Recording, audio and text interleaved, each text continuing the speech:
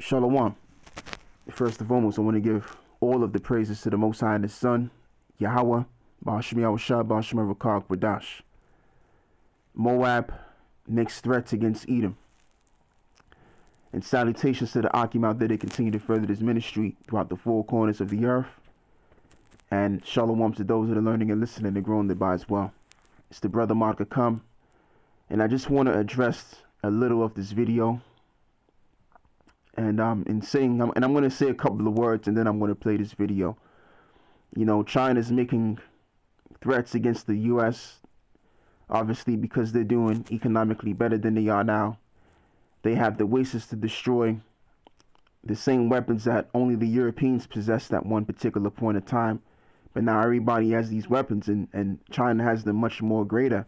And the allies of China, such as Russia, which is a very strong ally, and this is why they're saying the words that they're saying against America, because they feel highly secure. So without further ado, I'm going to play the video, because usually what I do is I just respond to the videos and I forget to play them. So beginning with this video, I'm going to play first, and I'll do the rest of these videos that I respond to like that as well in the future. So anyway, let's play this. Earlier this week, we reported that the U.S. has recruited Australia, the French, and Japan in joint military exercises. Why? As a show of strength against China. Well, today, China is firing back with some tough words. A Chinese government news outlet has put out an editorial blasting the maneuvers and saying that the U.S. would be defeated if any conflict were to break out in the South China Sea. Here's RT correspondent Alex Mihailovich with the story. The West is flexing its muscle, and China is not impressed. The so-called joint military exercises by these countries, strictly speaking, has no impact on China at all. They're just burning a little more oil for themselves. In a first ever, Japan is being joined by Australia, France, and the U.S. in military exercises in the southwestern part of that country. The drills include fighter jets and amphibious operation exercises, as well as naval maneuvering. Many believe that the activity in Japan is a show of force aimed at China, as Japan works towards expanding and consolidating military alliances in an effort to deter the neighboring superpower. However, it seems that the drills may have been counterproductive in some respects, irritating China instead of working to contain it. According to an editorial in China's Global Times newspaper, the United States will be defeated if it engages in combat with China in its neighboring waters. Another article in China's Global Times said, the People's Liberation Army doesn't even need to make pointed responses to the joint drill since it's insignificant militarily. PLA should make concrete steps in its own development, like it did with recent drills and warship commissioning, said analysts. Japan has had long-time territorial concerns in areas of dispute with China. Beijing has made claims to the Japanese-administered Senkaku Islands, and through the years, there has been Chinese military activity in the area. That said, China has insisted that it is not a threat to anyone and is merely concerned with its own territorial integrity, citing the Japanese exercises as misplaced energy on behalf of the participating nations. I hope they will spend such time, energy, and resources more in severing their own people's interests and making more contributions to the current fight against the epidemic at home, as well as international anti-epidemic cooperation. The Japan drills are a part of an increase in military activity involving the U.S. and its allies in the region. For RT, I'm Alex Mihailovich. Joining us now is former UK Member of Parliament George Galloway to talk about this a little bit. Boy, it just doesn't seem to stop. Every day, it seems, I wake up and there's another military exercise and another military exercise. And by the way... And I just want to respond to what he just said there. And that's because World War III is being prepared. That's the reason for that. And I want to get the book of Joel, the 3rd chapter, verse 9. I hate when it does that, man. Okay, let's get the book of Joel 3. And we're going to read verse 9. So as it reads, it says, proclaim ye this among the Gentiles. Prepare war, wake up the mighty men, and let all of the men of war draw near, and let them come up. beat your plowshares into swords and your pruning hooks into spears, and let the weak say, I am strong, and assemble yourselves, and come all the heathen, and gather yourselves together round about, that the cause thy mighty wants to come down, O Lord. Let the heathen be awakened, and come up to the valley of Jehoshaphat, for there will I sit to judge all of the heathen round about. So from the Middle East to China, these nations are being readied. And this is why, as Rick Sanchez says, every time he wakes up, there's another military exercise, because these nations are coming together, and they're being prepared, and they're being awakened for that one particular moment in time, and that day. All right. And that day is going to come of the Lord sanctioning these heathens to get it in together and causing this world war. Okay, that's what's being readied here on this planet.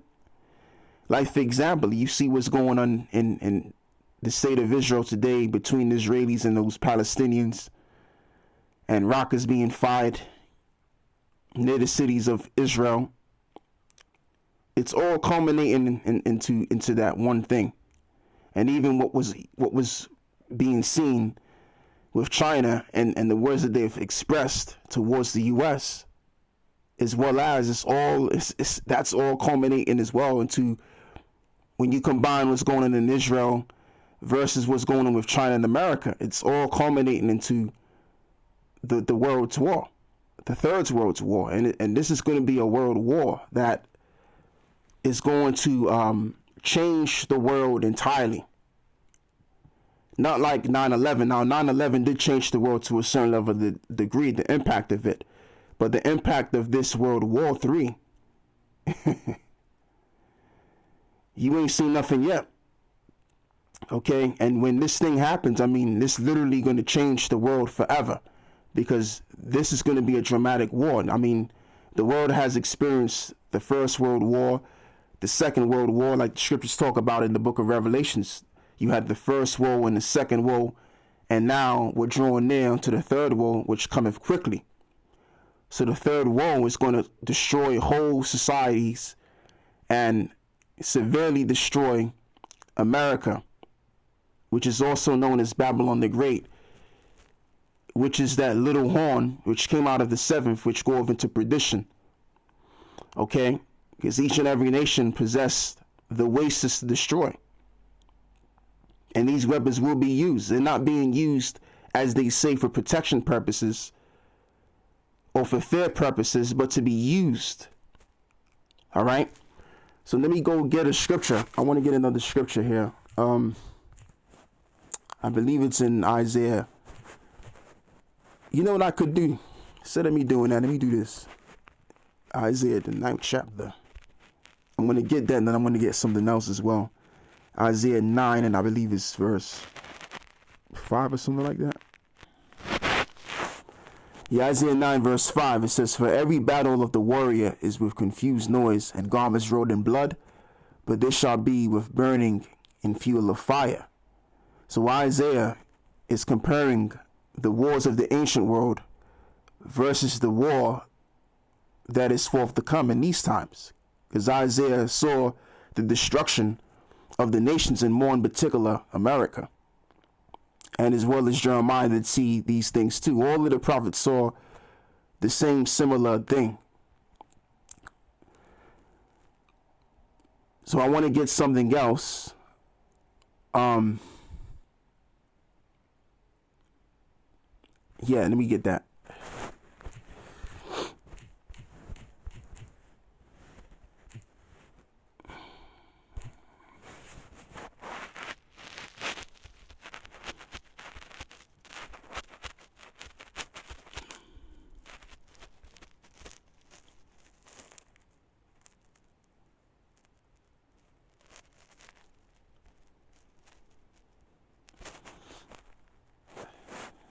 Yeah, Isaiah 54, verse 16.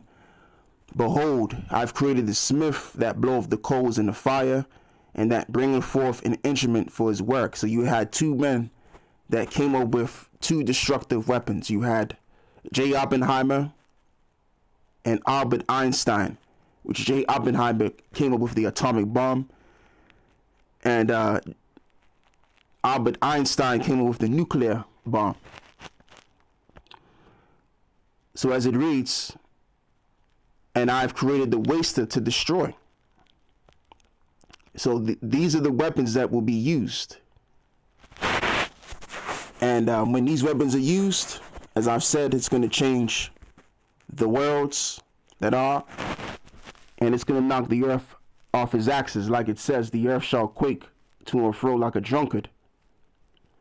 And in the middle of that, the Messiah is going to be in the midst of that, in delivering the elect of the nation of Israel, and through the ruins of the other nations, we're going to be established as a household name, as the people of Zion, as a monumental people, and the people that will be severely highly regarded and respected on the face of the earth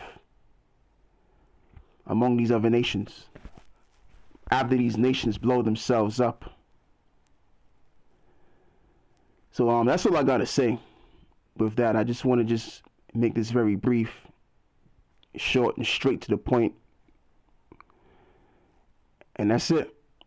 So with that, I say shalom.